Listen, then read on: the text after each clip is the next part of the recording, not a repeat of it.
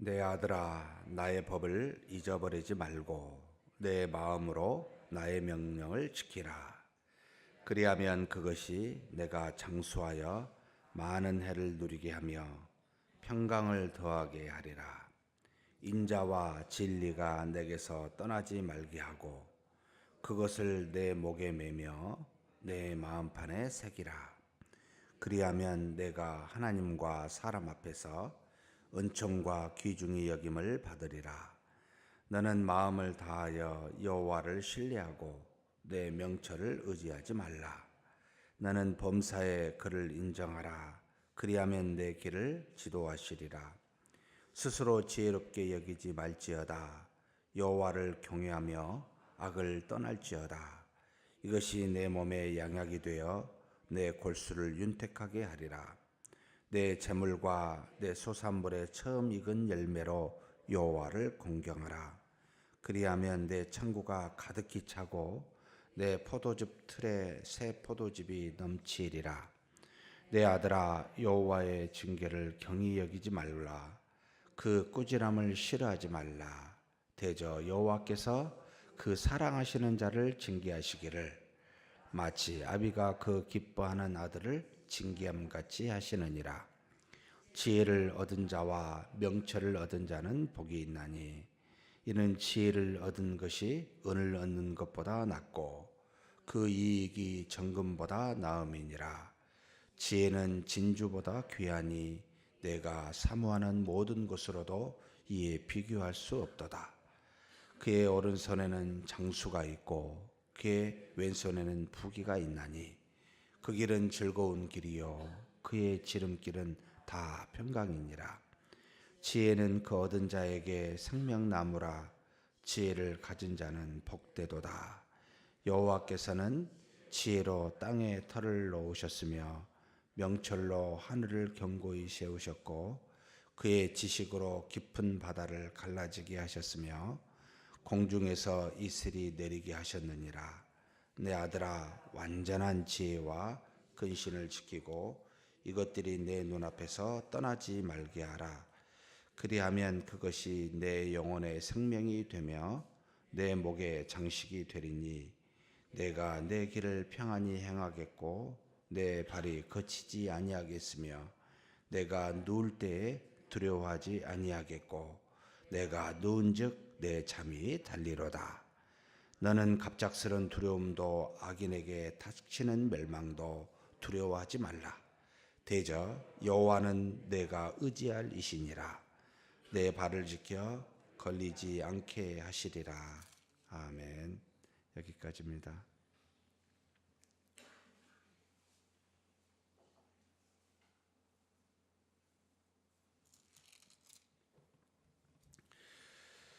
자만은 솔로몬이 통치하는 시기 BC 970에서 930년까지 한 40년 통치를 하는 기간 중에 정확하게 잠언이든 전도서든 아가서든 언제 쓰였는지는 모르지만 추측을 합니다.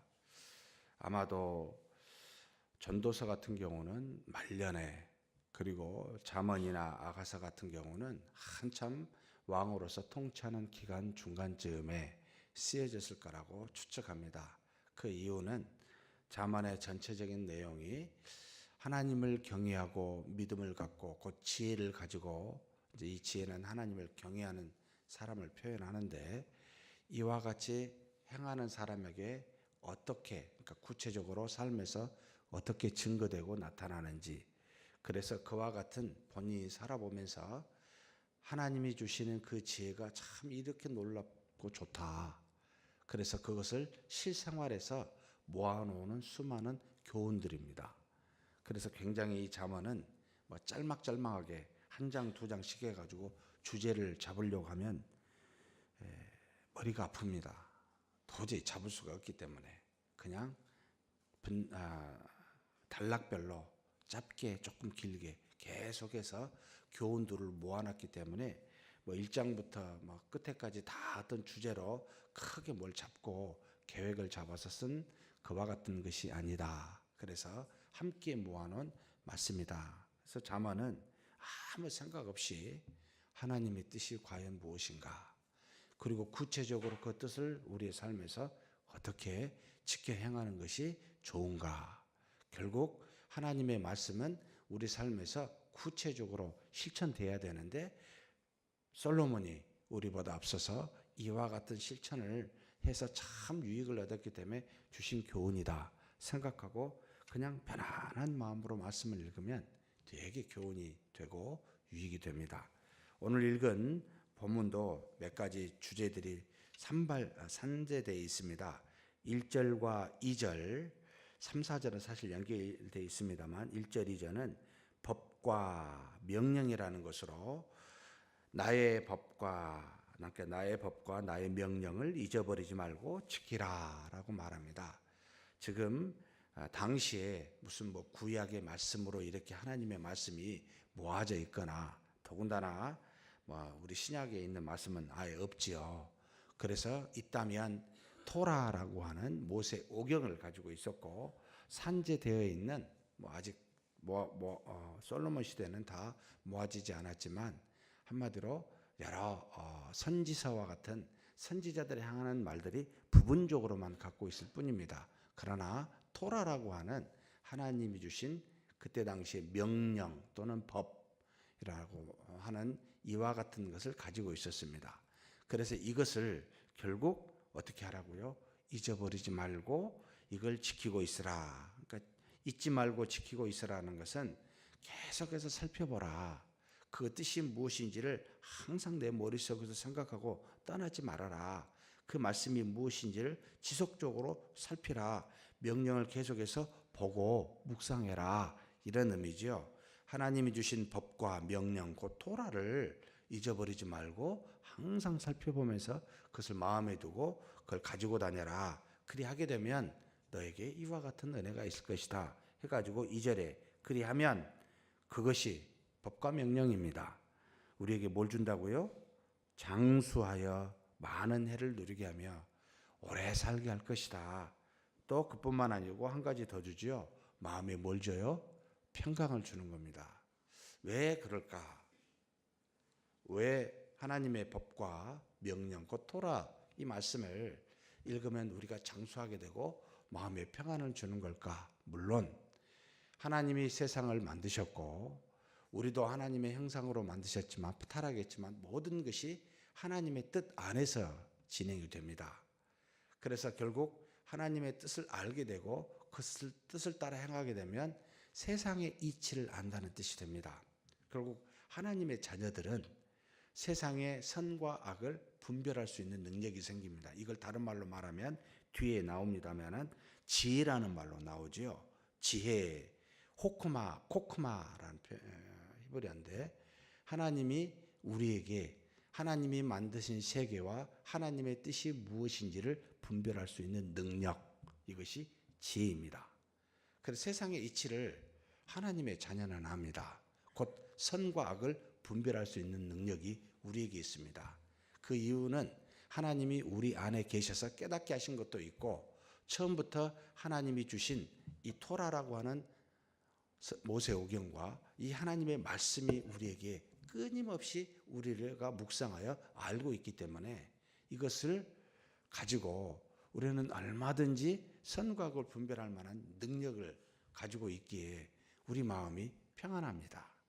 그리고 세상의 죄를 피하고 하나님의 뜻을 따라 행하기에 우리의 생명이 깁니다.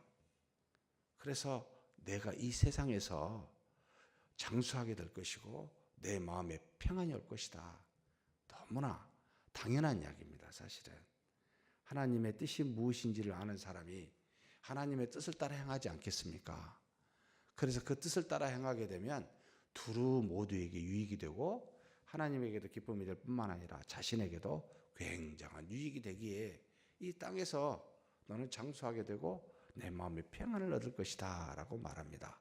그렇다면 하나님의 뜻이 아닌, 지혜가 아닌 어리석은 자, 곧 믿지 않는 자, 죄를 짓게 되면 반대가 되죠. 우리의 생명이 짧을 수밖에 없고 우리의 마음이 평안히 있을 수가 없습니다. 불편하게 됩니다. 왜냐하면 하나님이 만드신 이치와 원리에 따라 삶을 살지 아니하기 때문에 그렇습니다. 모든 만물은 다 하나님의 뜻을 따라 그 이치에 따라 움직이는데 하나님을 닮은, 그래서 하나님의 뜻을 알고 스스로 하나님 앞에 순종하며 가기를 바란, 그래서 우리에게 그와 같은 순종할 수 있는 독립적인 자유를 준 우리에게는 그 특권을 가지고 우리는 오히려 자발적으로 하나님을 순종하는 것이 아니라 불순종해서 죄가 들어오고 사망이 들어왔습니다. 참 주신 권한을 잘못 쓰게 된 거죠. 그 특권을.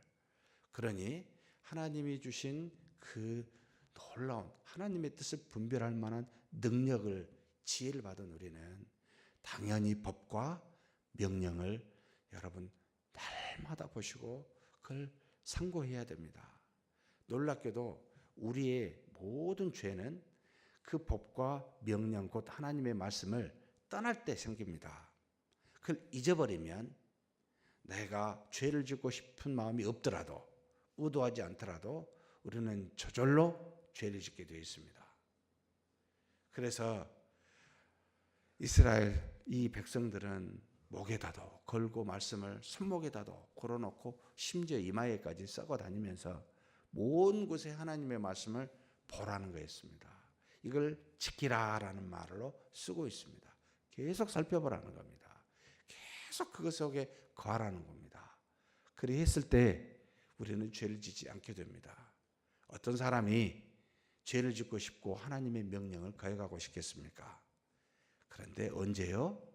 말씀을 그 안에, 자기 안에 두지 않을 때, 자기의 시선이 말씀을 향하고 있지 않을 때 우리는 저절로 죄를 짓습니다.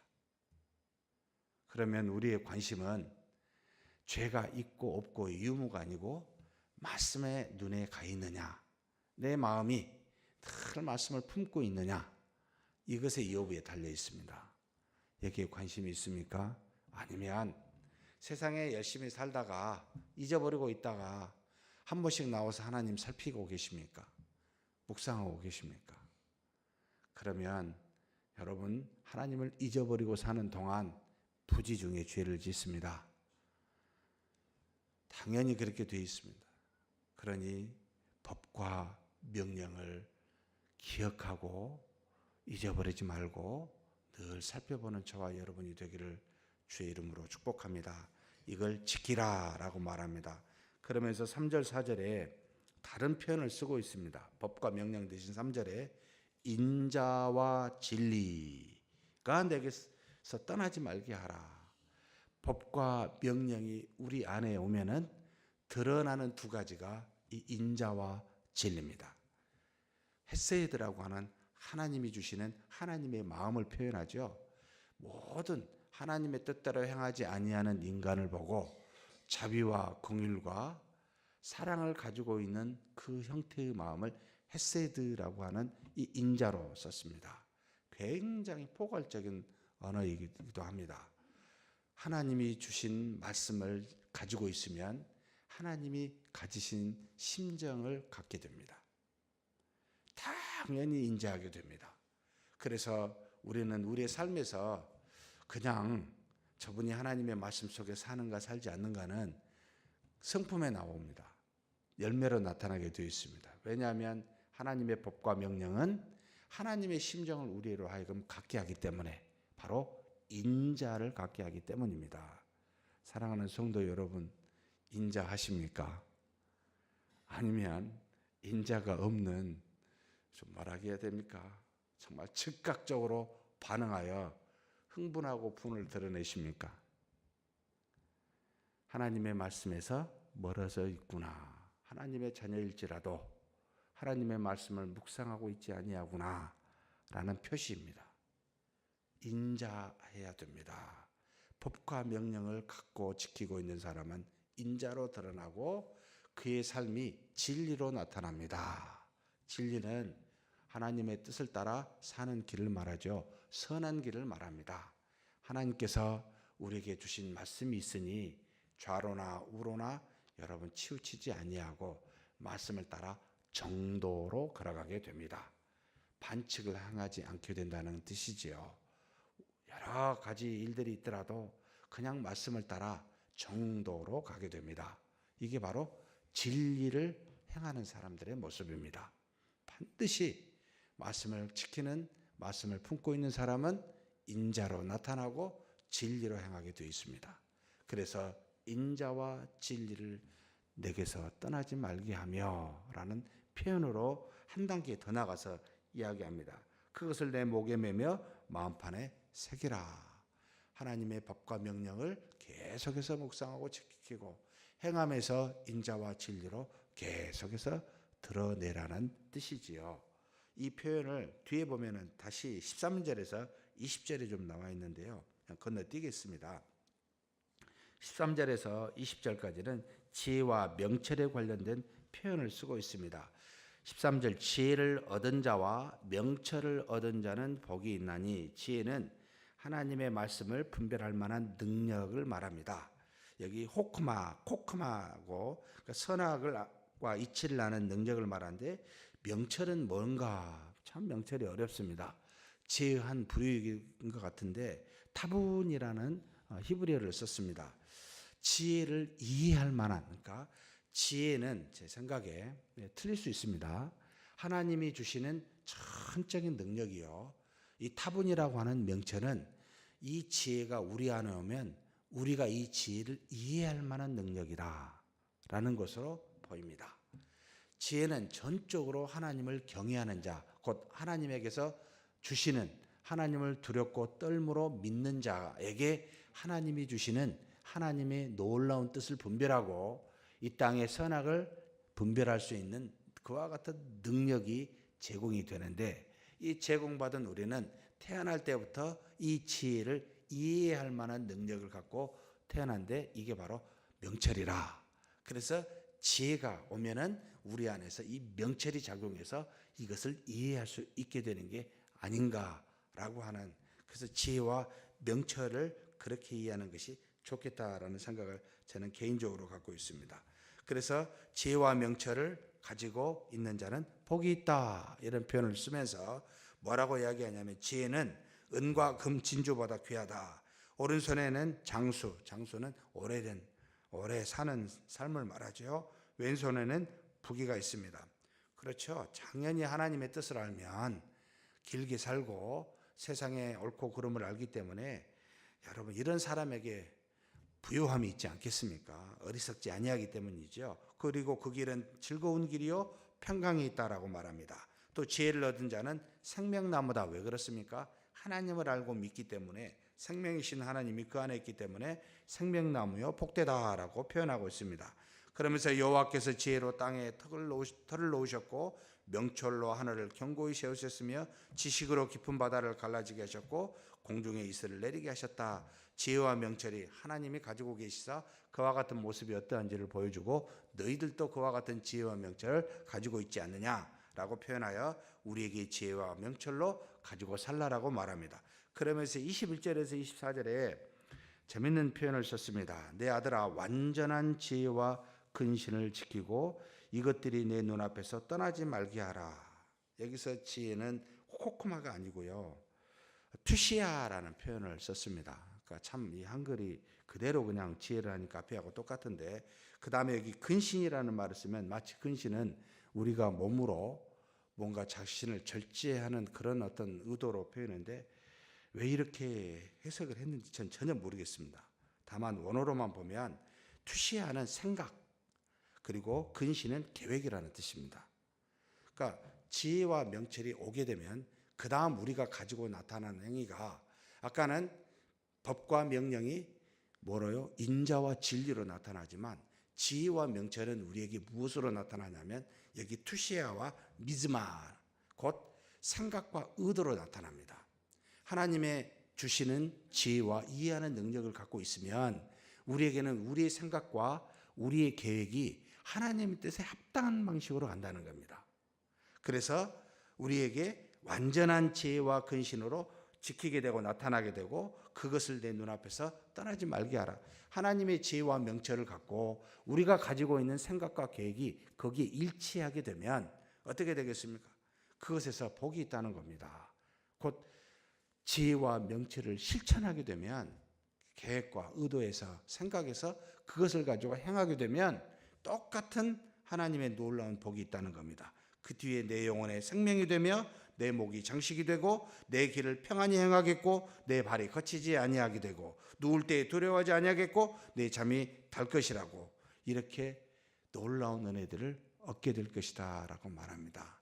사랑하는 성도 여러분, 지혜와 명철을 가지고 우리 생각과 우리의 의도를 맞추십시다. 명철과 지혜는 따로, 내 생각과 계획도 따로 이렇게 놀아버리면 아무 의미가 없겠죠. 하나님이 주신 법과 명령으로 지혜와 명철을 가지고 그리고 인자와 진리의 삶을, 생각과 계획에 일치된 삶을 사는 저와 여러분이 되기를 주의 이름으로 축복합니다. 하나님 아버지 감사합니다. 우리가 죄악되었을 때 자녀 삼아 주셨고 그리고 주신 말씀으로 하나님의 뜻이 무엇인지 분별케 해 주시니 감사합니다. 우리에게 주신 말씀을 잊어버리지 말고 날마다 묵상하며 생각하며 그 속에 거하는 우리가 되게 하여 주시옵소서. 그래서 우리의 삶이 인자와 진리로 충만케 하사 우리 안에서 우리의 인생길에서 인자와 진리가 우리의 목에 우리의 마음판에 새겨지는 놀라운 일이 있어 항상 하나님이 주신 지혜와 명철로 우리의 생각과 계획들이 그 뜻에 합당하게 살아가는 복된 인생길 되도록 우리를 인도하여 주시옵소서. 우리 주님 예수님의 이름으로 기도하옵나이다. 아멘.